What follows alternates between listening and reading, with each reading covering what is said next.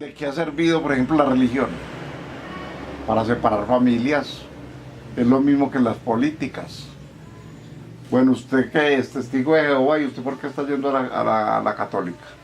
Y entonces ya empiezan las discusiones, las divisiones, y todo ese cuento. Es la misma joda con el cuento. Ah, es que este es uribista. No, es que yo soy liberal o tengo una posición más neoliberal. Entonces ahí empiezan las discusiones familiares y las peleas y las divisiones entre hermanos y gente. Para eso es que ha servido, por ejemplo, todo eso. Por ejemplo, ¿qué es lo que gana Uribe con el no? Es dividir. ¿Qué es lo que gana Santos con ese sí? Es dividir. ¿Qué es lo que buscan con eso? Dividir. Tenemos un pueblo dividido en una cantidad de ideas que está tan confundido que no sabe para dónde putas va.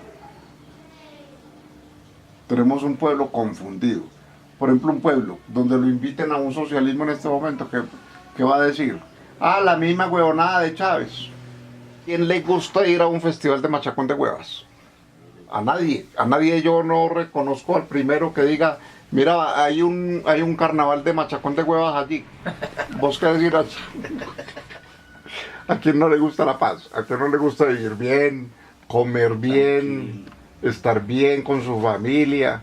Por ejemplo, que se gane un sueldo mínimo, pero decente y que pueda sobrevivir y sostener a varias personas con ese sueldo. Que realmente se pueda vivir. ¿Quién vive con un mínimo? Nadie. Dicen que los pobres son necesarios, eso no es necesario. ¿Quién dice que es necesario tener viciosos en la calle llevados del berraco con el narcotráfico y con la droga? ¿A quién le gusta tener un hijo vicioso, un hijo drogadicto, inmanejable, irresponsable, llevado del putas por la droga? ¿A quién le gusta tener un hijo guardando fierros y armas y granadas en la casa? Yo creo que son muy contados los papás pues, que quieran tener un hijo de ese nivel. A mí, por ejemplo, con relación al sí y al no, eso me tiene sin cuidado pues el cuento de lo que está planteando tanto un polo como el otro polo, ¿cierto? A mí, por ejemplo, yo pienso es como a otro nivel.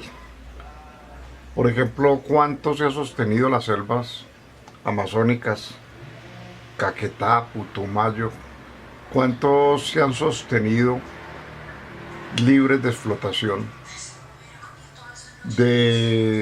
libre de explotación de minerales, libre de explotación de maderera, libre de explotación de gases, con base en tener a las FARC, por ejemplo, dentro de ese contexto, dentro de el concepto de estar dentro de esa zona?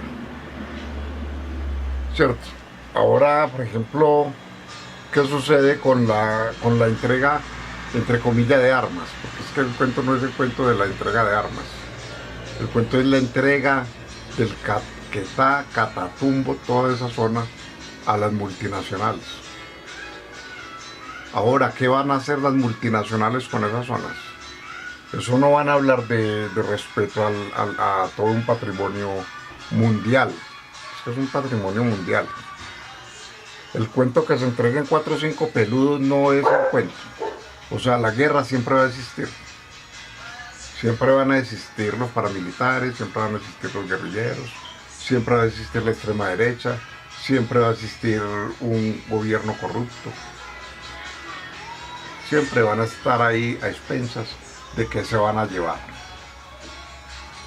¿Por qué? Como decía un muchacho esta semana en el noticiero, que le refutó eso a Uribe, con el no, porque él es un fanático del no, él es fanático de la guerra, él es fanático de poner muertos, pero los muertos no son los hijos de él, ni los familiares de él, los muertos es el pueblo es el único que pone sus difuntos. Por ejemplo, está el poder de Uribe. ¿Qué quiso hacer él con el paramilitarismo? ¿Y qué es lo que busca él? Es que no le torpedeen a él sus intereses, lo que él logró y lo que sigue logrando. Que es la entrega de tierras. ¿A quién se las entregó?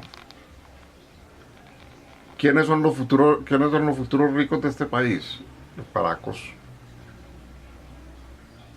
Todas esas tierras quedaron en manos de ellos. Las que eran de campesinos desplazados, para allá llegaron a aterrizar con todo su poder. Sí, O sea, que es lo que viene Europa y Canadá y Estados Unidos. Eso van a ser pactos entre mayores. Porque Uribe y Santos siguen siendo la misma corriente política y siguen siendo lo mismo. Es una cuestión muy hipócrita, porque es que ellos en el fondo comparten la misma cobija. Entonces eso no va a cambiar nunca. Y simplemente el pueblo es el que queda embaucado en la miseria, en el problema, y ellos reparten todos sus poderes. ¿Y a quién se les reparten? Siguen siendo ellos y van a seguir siendo los dueños por mucho tiempo. ¿Cuál es la disputa? Que van a creer que van a llegar otros dueños. Muy probable lleguen otros muchachos a querer compartir también esos territorios, a querer también esa parte del pastel. Aquí ya existe la pena de muerte hace mucho rato. De hecho, las masacres y de hecho pues todas las desapariciones y todos los picaderos de cadáveres en casas clandestinas y todo ese tipo de cosas. Pero entonces, ¿por qué el Estado no legaliza la pena de muerte? O sea, el Estado legalizar la pena de muerte a personas que realmente no saben vivir con una sociedad, que viven cometiendo, que son malos, por ejemplo, que son sádicos, que se conocen y se reconocen de que son sádicos. ¿Para qué yo voy a ir a engordar un culano de esos a la cárcel? A estudiar qué con él. Un tipo de eso sale de la cárcel y sale a dar clases a otro de cómo es el comportamiento y qué es lo que deben hacer y cómo mejorar la situación. La pena de muerte debía de ser legalizada, judicializada y televisada. Como hacen los árabes cuando le van a botar la cabeza a un fulano. Vea. El mundo mire. Que todo el mundo mire. Que todo el mundo mire. En China, un fulano llegó con un contrabando de cocaína o de heroína. En Dubái, y pena de muerte. Entonces se reduce el índice de contrabando de droga. Y el que quiera entrar es porque, mejor dicho. Entonces, todos somos drogadictos de una forma o de otra. Entonces, el problema es el mercado. ¿Quién maneja el mercado? Por ejemplo, yo me mantengo con un dolor que no hágase de cuenta como si fuera una quemadura con soplete. Empieza a subir, a subir, a subir. Y llegamos al punto en que el dolor es como que lo estuvieran a uno quemando con un soplete.